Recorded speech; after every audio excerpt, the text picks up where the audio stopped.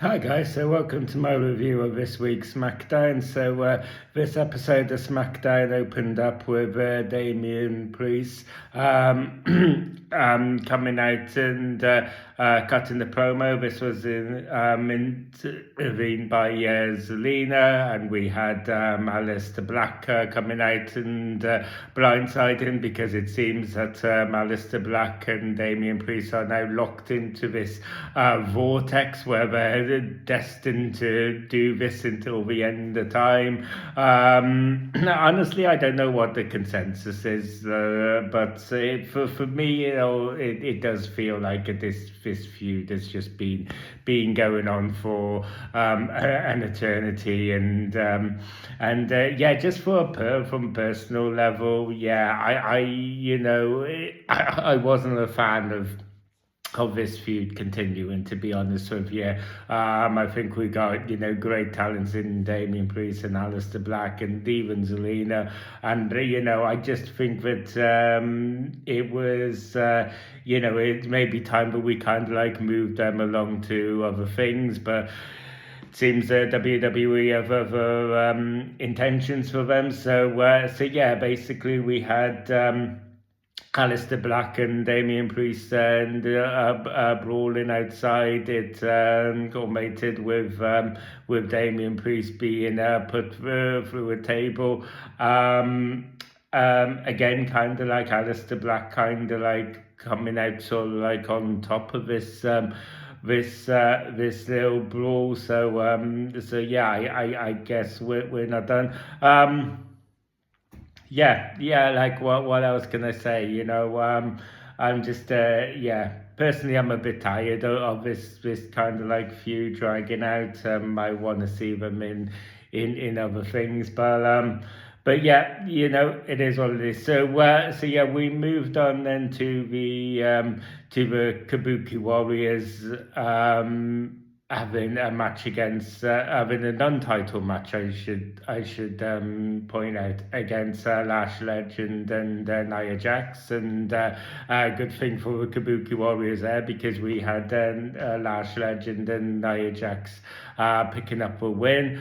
I do think that it was interesting that this match was preceded by the fact that we had this little backstage segment with Lash Legend and Nia Jax, where they had just kind of like inserted themselves into the kind of like the number one contenders match, and we had Byron point out that it seemed like Rhea Ripley and Io Sky were kind of like in that picture for the number one contenders, and I was like, I'm glad you mentioned that, because that was kind of like our thought as well. So on that notion, I kind of was expected that this match was going to end up in all sorts of like shenanigans and interventions with Rhea Ripley and Io Sky coming out.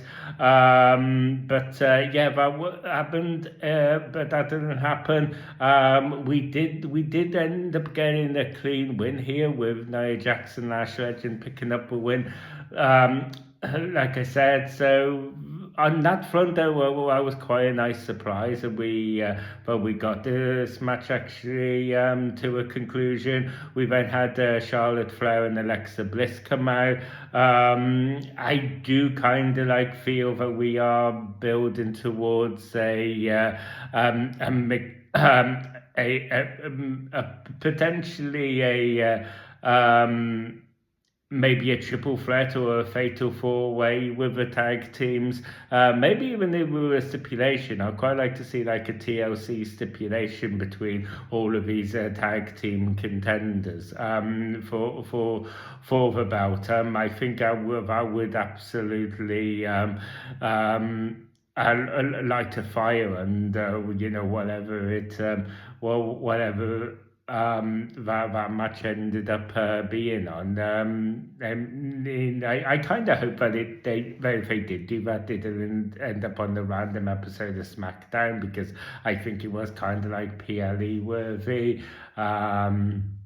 I'm not sure if like a Royal Rumble would be the best PLE format though, so we'll just have to kind of like see how it goes. But yeah, if on the assumption that we do get this play of triple threat or a fatal four way for the tag team titles. I'm all down for that. I think that could be a really great thing to witness. So yeah, we then moved on to we had this segment where Nick Aldis met up with Drew McIntyre at his home. The purpose of this was to kind of like enter into negotiations about the terms for Drew McIntyre's return. We basically had it being agreed for Drew McIntyre to return on that, and that he would receive a fine and all of this for his antics at Saturday Night's main event, and that on his return he would be guaranteed a shot at the title against Cody Rhodes. We had Drew McIntyre introducing the stipulation, a sort of stipulation here that when he returned, Cody Rhodes wasn't able to lay a hand on him until they had that match. So obviously that's going to play a part somehow, down in the coming weeks. We then had this segment move on to Cody Rhodes showing up at Drew McIntyre's house and attacking Drew McIntyre. So yeah, maybe this match isn't going to go ahead because Cody Rhodes attacked Drew McIntyre at his home, so he's going to prison for sure. So we basically we moved on then to Julia and Alba Fire, and honestly, I felt kind of mixed about this. So on the positives, that it felt really good to have Julia here again. I think that she's another one of those talents who just who's just not getting enough kind of match time, enough screen time. I think that she's not being really utilized by WWE enough, and I think that's all just kind of like just falling victim to again just how stacked this main roster is. I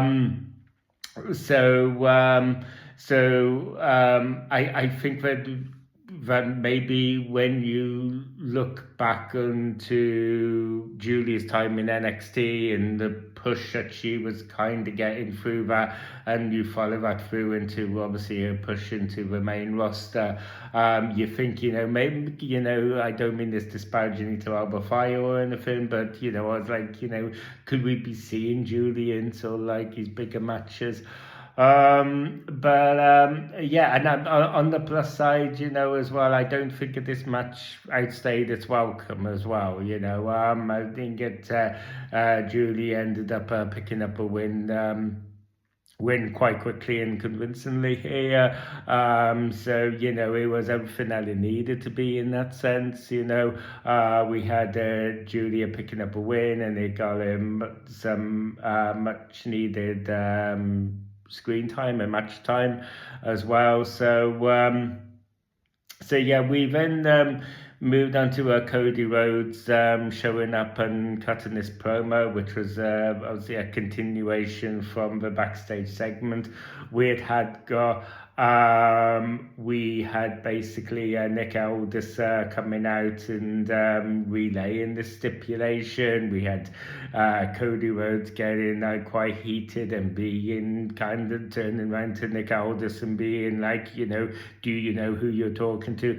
It does sort of tease. I do kind of feel that we are heading towards Cody Rhodes' heel turn in 2026. I do feel like there are seeds being planted here, and we are generally building to this. I mean, maybe we could see maybe we could actually have Drew McIntyre actually beat Cody Rhodes for the title when all is said and done here. I don't actually hate that. I do think that Drew McIntyre is actually drew a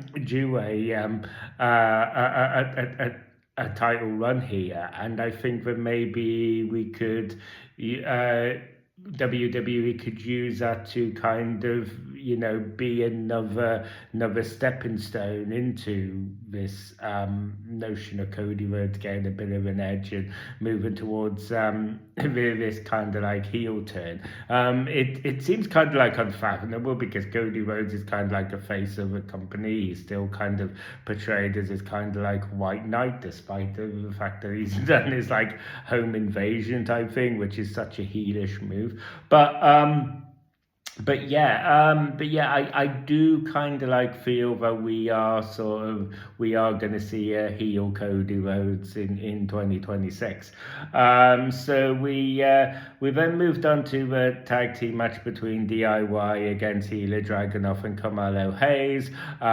This was another really good in ring performance. Another really good choice as well. I think that the tag team division on SmackDown generally has been really strong, especially compared to the lackluster tag team division on Raw. But obviously we've seen that be revitalized a little bit on Raw recently, and the fact that we've kind of inserted Ilya Dragunov and Carmelo Hayes as a tag team here, and they're picking up the win, so that obviously gives them momentum. So it seems to be like, there is both on the front of Raw and SmackDown. There's a reason to feel optimistic about the tag team division, which is really good. And on the notion of the tag team division, that brought us to a main event where we had the Wyatt Six against the MFTs. I was kind of convinced the MFTs were going to win here, just on the basis they really haven't done anything with the tag team title since pulling on the Wyatt Six. But you are kind of you have got this kind of like heel group against heel group. So there was always a possibility of this just being kind of like thrown out for a DQ as well, which is inevitably what we get. So we're going to just kind of like drag this out. I'm kind of like hoping we do end up seeing this resolved at a PLE with the brawls that we got, as we've seen when these two staples have feuded in the past. It's really littered with these really nice little individual spots as well, where you could think, you could break this off into like kind of like single feuds, which would be really good. You had Talatonga against Rohan here. You had Solo Sikoa against Uncle Howdy. There's all of these little like single spots that you could break off into these like single feuds. So there's an intriguing element in that as well. But yeah, all in all, guys, I thought this was an above average episode of SmackDown. I thought that I wasn't really a fan, like I said, of how it started with this continuation of the Damian Priest, Aleister Black feud and stuff like that. But other than that, I can't have any complaints with anything else that happened on this episode of SmackDown. I thought that it was there wasn't anything that really got me really pumped up or got me, was a real big pop for me. But again, like I said, I can't have any complaints about anything else that happened on SmackDown here. I thought that it was a fairly consistent episode of SmackDown, should I say. So yeah, that pretty much concludes So yeah, thank you guys for taking the time to watch this video. If you enjoyed this video, you want to see more, don't forget to ring that bell for notifications. Don't forget to like and subscribe. Please feel free to let me know down in the comment section about what your own thoughts of this episode of SmackDown were. Yeah, if you are enjoying WWE, be sure to like and subscribe to this channel, because we're always uploading WWE and wrestling content here on this channel. So yeah, thank you guys again for taking the time to watch this video, and until next time, I will see you guys on the next video. You guys take care.